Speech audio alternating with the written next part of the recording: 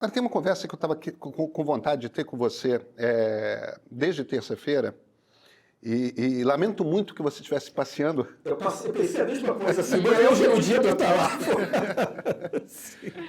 Mas tem uma conversa que eu queria ter com você desde terça-feira, que é um troço que me impressionou muito. Nós dois que estudamos dedicadamente a história do Brasil, e nesse caso em particular a história da República Brasileira, eu conto em 7 os golpes de Estado de sucesso na República, né? 1889 e 91, fechamento do Congresso pelo Deodoro, né?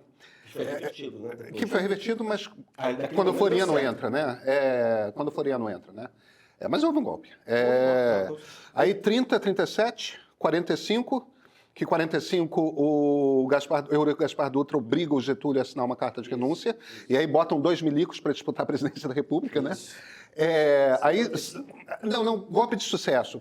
64 e 68, porque 68 o AI-5 rompe também de novo com a estrutura jurídica do país. Você teria o dito contra-golpe do Lott, que na verdade é um golpe bem sucedido, porque ele depõe o Café Filho. Café Filho não. Ele depõe o Carlos Luz. E bota o Café. Não, o Café estava de licença. Aí, o Café tinha infartado. Aí entra o Noel Ramos, que era presidente do Senado. Vice-presidente do Senado. Isso, aí a UDN, o Café Filho, quando ele tenta voltar, aí o Supremo diz que contra tanques ele não há acordos ou sentenças possíveis. Eu só argumentaria que o contragolpe do Lott, eu não incluo aí, foi para garantir a posse do presidente Juscelino Kubitschek. Bom, eu não vou entrar nesse detalhe, mas assim, foi um golpe bem sucedido. Foi um golpe bem sucedido, mas foi um golpe para manter a ordem constitucional e não revertê-la. Mas se a gente conta 7 ou 8, sim, é uma história de golpes. E eu concordo com você que é um golpe, né? Não, 37 e 68 são golpes dentro do golpe. Ambos são autogolpes. São golpes do sistema, do regime. Em 37, existia uma coisa do Congresso Nacional forçar o Getúlio a convocar eleições diretas para presidente em 38. Estava com campanha já. Já estava com campanha, candidato posto e tal. E 68 era a sociedade brasileira em São Paulo e no Rio de Janeiro na rua exigindo o fim da ditadura. Então, opa, para com esse negócio de jornal publicar tudo, esses deputados estão atrapalhando, fecha esse Congresso aí, vamos instituir censura prévia, quer dizer, você tem todo um ato aí de criar uma nova ordem jurídica para aquele Brasil, né? E terminar de levar os ministérios e embaixadas todos para Brasília. Isso, exatamente. Então a gente tem um país que tem essa longa história de golpes de Estado. Agora tem uma característica. Desde o momento em que o Deodoro dá ordem de prisão para o Visconde Ouro Preto, que era o primeiro-ministro, que é o primeiro golpe militar bem sucedido, o pessoal, é isso que eu estava falando aqui, eu estava falando ontem na CBN, para de pensar na proclamação da República como a expulsão do imperador. O que aconteceu ali existia um governo legitimamente eleito no Brasil, entendeu? Que era um governo parlamentarista, existia um gabinete, esse gabinete era formado por parlamentares eleitos pelo voto, era um colégio eleitoral, o número de pessoas que tinham direito a voto no Império, que elegeram o gabinete que levou o Visconde de Ouro Preto ao governo brasileiro, era um número de pessoas maior do que a República, quando abriu com o Prudente Moraes, oferecia, quer dizer, mais pessoas votavam no Império do que votavam na República. Na Primeira República. Então a gente está falando de um troço que, para os padrões do século XIX, era democrático pra cacete. E o que o Deodoro da Fonseca faz é dar ordem de prisão. O Visconde de Ouro Preto foi preso pelo Exército e depois expulso do país, foi exilado. Tem um detalhe que são os motivos. Isso não foi feito para proclamar a República. Não. Isso foi feito porque havia uma teoria da conspiração de que o Visconde de Ouro Preto ia dissolver o Exército.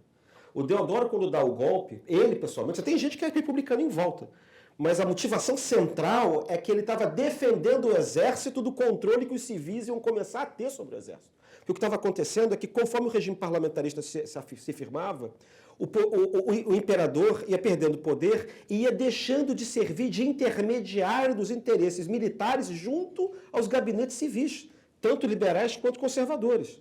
Então, o que determina que o Deodoro deu um golpe de Estado é o seguinte: o velho não protege mais o Exército, o velho é o imperador. Não protege. Então a gente tem que tomar o poder para proteger o Exército contra o poder civil. Essa que é a razão determinante do golpe. É bom sempre a gente sublinhar isso, mas aí o ponto que eu queria... Desculpa, Luiz, eu já te passo. É que eu vou mudar de assunto, pode Não, concluir. claro. Mas existe um traço, se você pega os 7 ou 8 golpes de Estado brasileiros, golpes militares bem-sucedidos, aí, incluindo ou não o contragolpe do Lott, mesmo quando acontecem coisas como o Tasso Fragoso entrar com pistola ao punho para prender o Washington Luiz, mesmo nesses momentos, nunca foram golpes, sempre foi um acordo de cavalheiros. Eram generais ilustrados que chegavam lá, tipo, é um perdeu playboy, mas é um perdeu playboy com elegância. É uma coisa de, a crise política chegou a um ponto tal que o Exército decidiu tomar parte de um dos lados e estamos instituindo... E, por favor, assine aqui. E, por favor, assine aqui. Na linha pontilhada. Isso. Tá ali, ó. O que nunca houve foi uma coisa de... Vamos matar Getúlio Vargas, vamos matar Washington Luiz, vamos matar o Visconde do Ouro Preto, vamos matar João Goulart. Sempre foi, presidente, pega um avião e vai para fora do Brasil. Pega um navio e vai para fora do Brasil. Nunca foi. Tudo bem, Washington Luiz ficou alguns dias ali preso no Forte Copacabana até que o primeiro vapor saiu para Portugal e lá se foi. Entende? João Goulart pegou imediatamente um avião, pousou no Rio Grande do Sul e de lá foi para Assunção. Desculpa, Assunção não, foi para Montevidéu. O ponto sempre houve uma separação.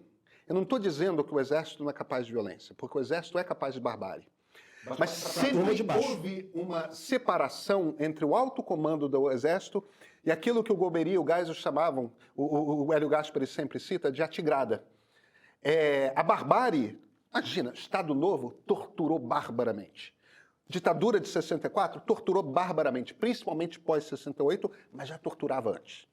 Essa coisa da tortura, da violência, da barbárie, do estupro, do assassinato, do desaparecimento, isso aconteceu muito no Estado Novo, isso aconteceu muito na ditadura militar, isso aconteceu no governo Floriano. Floriano Peixoto deve ter sido um dos presidentes mais carniceiros que o Brasil teve, nosso segundo presidente da República, nosso segundo general ditador. O Bolsonaro é o Floriano frustrado. É o Floriano frustrado. Mas o que me chama a atenção nessa tentativa de golpe, e aí eu queria entender o que você está pensando sobre isso, é que é como se essa elegância, se eu posso chamar de elegância, mas esse estado de noblesse oblige que havia no alto comando do Exército, essa coisa de nós que somos gentis homens, tratamos dessas coisas como gentis homens que somos. Esse troço que existia deixou de existir e agora a gente vê um golpe de Estado planejado à América Espanhola, na base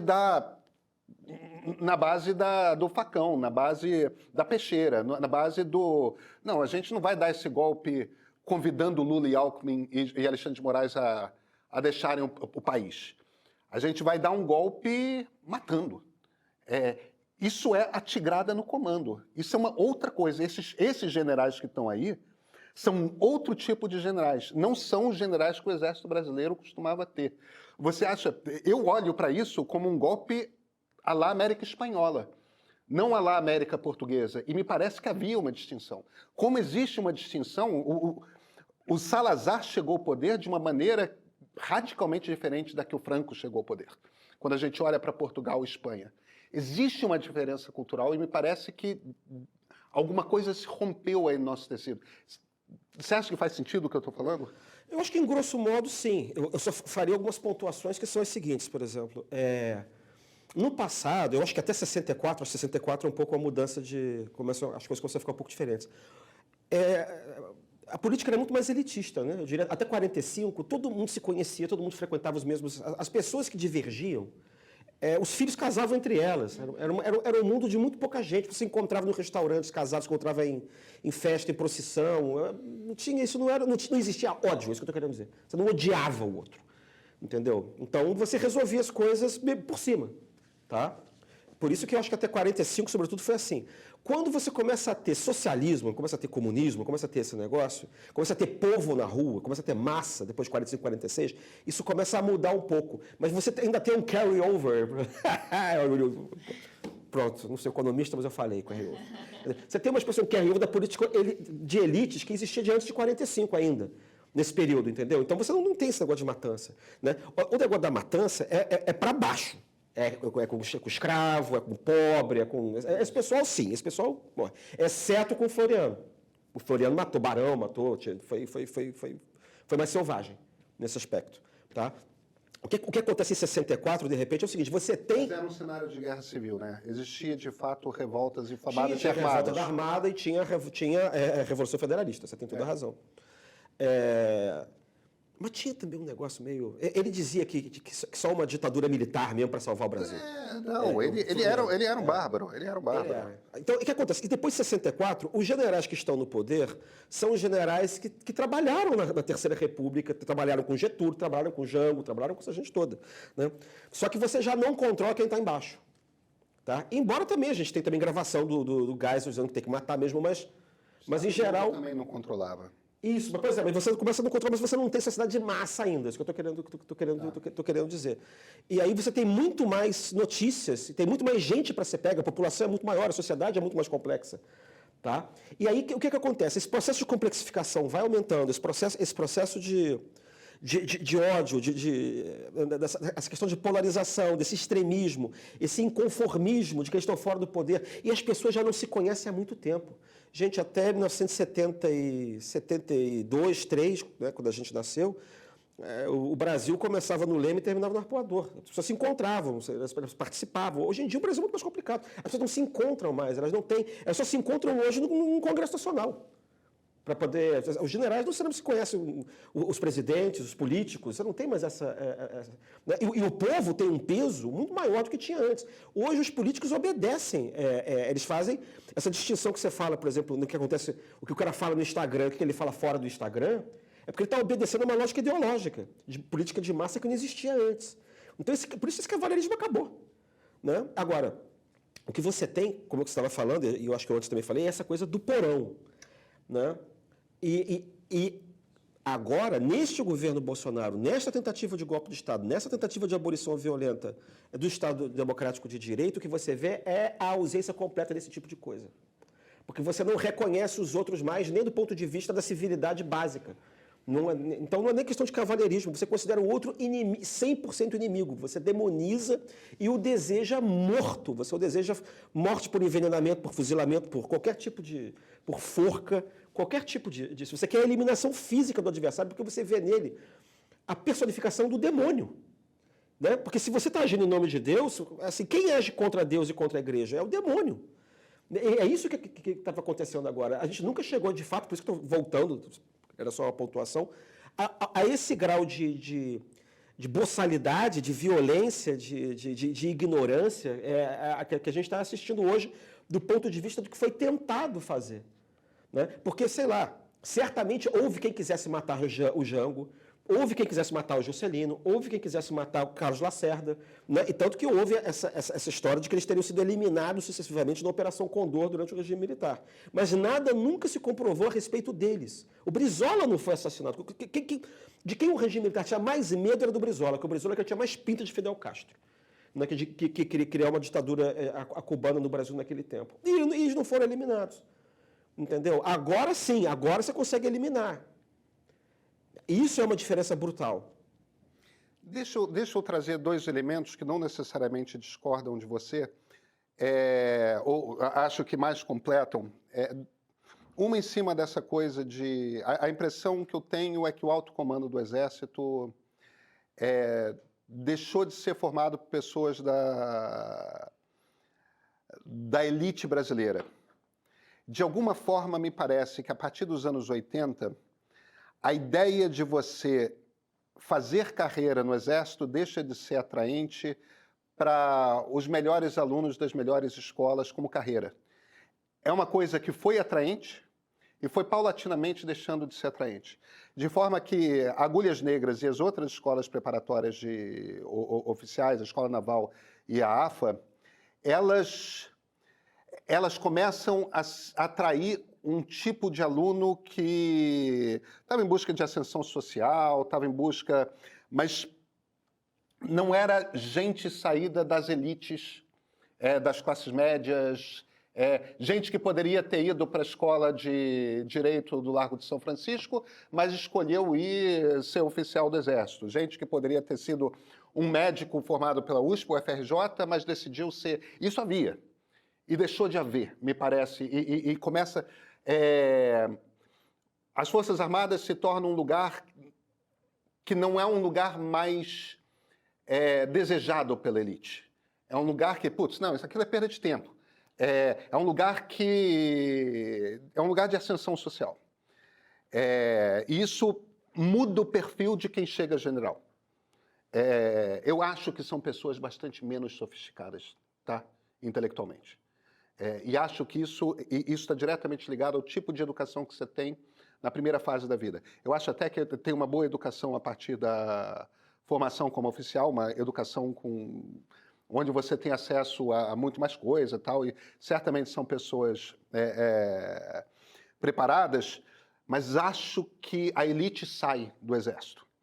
E isso recrudesce certos valores que se aproximam de baixo.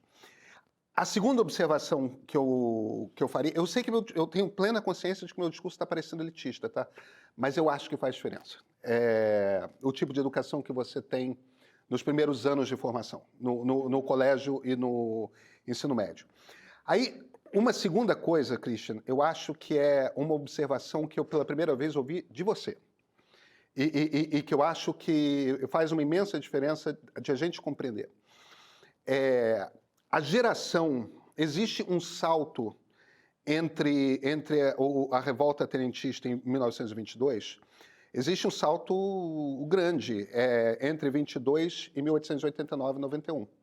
Mas entre essas duas gerações, existe uma geração intermediária, que é a primeira geração de oficiais que são formados no Exército, que vão estudar na França e vão estudar na Alemanha, mas que são particularmente influenciados pela revolução que o Atatürk está fazendo na Turquia. Tanto que eles voltam para o Brasil com os primeiros oficiais do Exército tecnicamente formados, ali, o governo Hermes da Fonseca, eles são muito bem tecnicamente formados, mas uma coisa curiosa a formação técnica é com os exércitos de Prússia e França.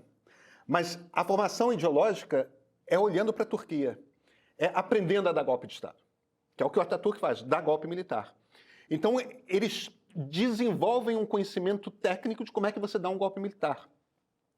E esses caras são os caras que são os professores da primeira turma de oficiais formados, que vão ser os tenentes de 22.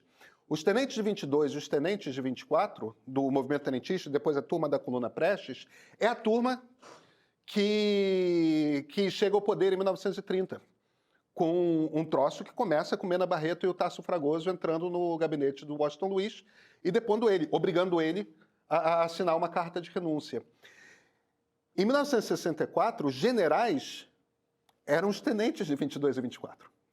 O ponto aqui que eu estou fazendo, e é reafirmando uma coisa que você já observou várias vezes, existe uma técnica para você dar um golpe de Estado. Existe uma maneira como você pensa, existe uma maneira como você incorpora o mundo político, existe uma maneira como você desenvolve aquele negócio. Então essa, entre aspas, elegância, eu estou botando muito entre aspas, porque uma ruptura constitucional é a violência máxima que se pode cometer ao Estado democrático. Mas esse jeito de você dar um golpe, entre aspas, suavemente, é uma tecnologia, é uma técnica que foi desenvolvida dentro do Exército Brasileiro e que entre 64 e hoje se perdeu. Eles não sabem mais dar golpe militar. Eu lembro que eu falei isso. Eles não sabem mais. Então eles tiveram que inventar um troço do zero e eles inventaram na base da grosseria. Pois é, tem uma ligação entre esses dois pontos que você mencionou, que é o seguinte. É tão complicado esse assunto, mas assim, existe uma sociologia, digamos assim, das organizações militares. Eu acho que acontece o seguinte, o Brasil é pouco complexo até 64, mais ou menos. Você está complexificando ele depois de 30. A sociedade é pouco É pouco complexa, complexa. né? Você tem assim, você quer ficar rico, assim, você é dono de terra, ou você é comerciante exportador, ou você é industrial, ou é profissional liberal, acabou. Não tem muita complexidade. E o Estado sempre foi um lugar muito atraente para você obter ascensão social. Só que esse Estado, como você tinha pouco concurso público, ele era restrito a um número muito pequeno de pessoas. O Exército, de um modo geral, ele tem fama, já desde o final do Império, na verdade, de não ser um lugar de elite. Lugar de elite nas Forças Armadas Brasileiras sempre foi a Marinha, nunca foi o Exército. Né? Pelo menos, quer dizer, depois da Guerra do Paraguai não era mais o Exército. Então, esse é um ponto que o José Murilo de Carvalho explica bem. O que acontece é que nessa época que você está mencionando, com a Atatürk, com essa coisa do governo Hermes, você reforça a tese de que a espinha dorsal do Estado brasileiro é o Exército. Bom, aí você mencionou bem esse tipo os golpes bem dados, porque você reconhece, como todo mundo pertence à elite, inclusive os generais e tal, você reconhece o outro como um igual de alguma maneira. Então você não vai matar, não vai fazer isso. E de fato, assim, quando você compara com a América, eu não sei exatamente qual é a causa, mas quando você compara com a América Espanhola, quando você compara com, sei lá, o México, sei lá, no México você depõe o presidente e também tem essas coisas de... Deus do céu. Aí você fica matar o presidente, que era o Madero, em 1910. Aí você finge que está levando ele prende, finge que está levando de um lugar para o outro e fuzila ele dentro do carro. Depois diz que foi o pessoal do Madero que queria resgatá-lo e que deu um tiroteio e matou o sujeito. Pinochet bombardeou o Palácio de La Moneda. Entendeu? É assim, a história da América Hispânica é bem mais sangrenta, enfim, aqui não tem como discutir e tal. Mas o ponto é, eu acho que aconteceu uma coisa em 85, porque essa geração que toma o poder em 22, ela vai acabando na década de 80.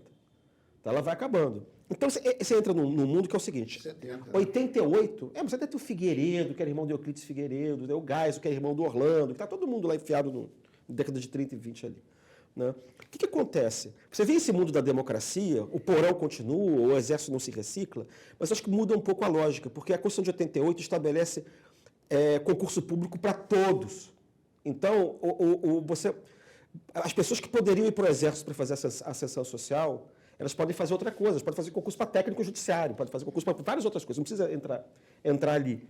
Então, eu acho que digamos, essa perda que você percebe tem um pouco a ver com o fato de que a sociedade se complexificou. Eu posso ser empresário, eu posso ser muitas outras, eu posso prestar serviço prestar serviços ao Estado, eu posso não ter nada a ver com o Estado, eu posso trabalhar em banco. Tá? Essas são pessoas que não existiam antigamente. Eu acho que o Exército vai virando uma coisa mais corporativa e mais burocrática. Porque você também não tem mais essas coisas de ficar dando golpe toda hora. E você começa a ficar mais preocupado com boquinha, eu acho, como todas as outras corporações. Entendeu? Você fica preocupado em manter pensão, em manter isso, manter privilégio, manter... Isso que meio que... E você não tinha o que fazer, você não tinha mais a ameaça da Argentina, você não tinha mais Guerra Fria. Então, eu acho que houve uma certa burocratização e a mentalidade também foi, digamos assim... Mediocrização do exército. Eu não sei se isso foi ruim, não, sabe? Acho até que isso foi bom de alguma maneira. Porque quando você aparece essas pessoas que querem sair da mediocridade, como esses generais, eles estão o quê? Eles imaginam, eles são orientados por uma fantasia do passado.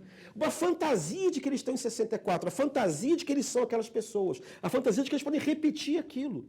E essa fantasia faz com que você faça tudo errado. Porque, de fato, em 64, por exemplo, você podia até, não era naquele dia que podia dar o golpe. Mas assim, olha, tem um maluco lá descendo lá de Juiz de Fora para o Rio para dar o golpe. Aí, caramba, então você abre a gaveta, está lá o plano A do golpe, plano B, plano C, plano D. E era tudo no Rio, então está tudo mais ou menos resolvido. Agora, entendeu? Christian, Agora não.